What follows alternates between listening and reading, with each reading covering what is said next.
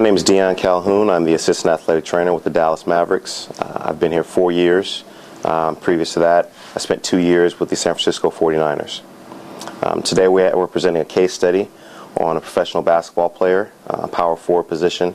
He went up to contest a shot. After blocking the shot, got tangled up with the offensive player. They both came down, and he came down on his left ankle in a dorsiflex position, and his lower leg was externally rotated. After that, he was removed from the court, was evaluated, had an x-ray that was negative. Later on that day, had an MRI that confirmed that he had a high ankle sprain. So he was put in a boot, put on crutches, and sent home that day. The following day, he returned for some treatment, some ice and stem, some cold whirlpool, just some things to kind of help make him feel better. He didn't have a lot of swelling initially, so that was a good sign. By the end of that day, he was able to walk in the boot without crutches. The following day, he returned. This was the first day that we actually got him in the HydroWorx pool. Starting in the pool, we started off real easy. We started with some straight ahead walking, focusing on his gait, returning his normal gait.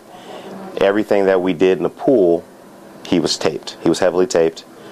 Anything we did on dry land after that, he was in a brace or taped.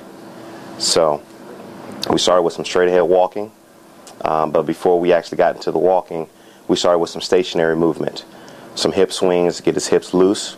We also progressed that into some balance training, having him set his core, stationary movement, and to just to help get him going before we actually got him moving on the treadmill. So we started with some straight ahead walking, focusing on gait, emphasizing heel toe walking, just real easy pace. And that's pretty much what we did for the first session. About 15 minutes in the pool, probably about 3 to 5 minutes stationary.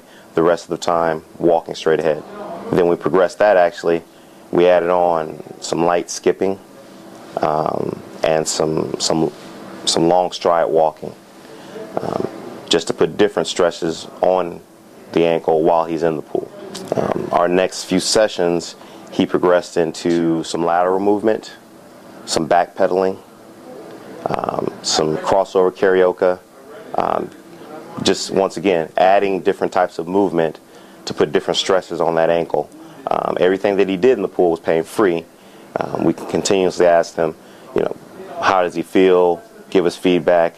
He's a player that's been in the pool before for recovery reasons as well as other injuries, so he's comfortable in the pool and knows the benefits of the pool. At this point, we progressed into some jogging, some light jogging. From that point, we added some running, some interval running, and then got into some sprints. And he was in the pool for 5 days. We got him in 2 days post-injury, 5 days total. 3 of those 5 days, he was in the pool twice a day. So as he's doing this pool workout, we're progressing him on land as well. So he's going from the bike, being on the first day, being on the bike in a boot, to being on the bike in a brace or taped and then braced, moving him to the elliptical. Then we add some stationary shooting on the court, free throws, stationary shooting. Then we get into some movement where he's stepping into a shot, running into a shot, cutting. His original diagnosis was he's going to be out 3 weeks. He returned to practice 9 days after injury and played 10 days after the injury. Returned, played about 30 minutes, had 18 points and 5 rebounds.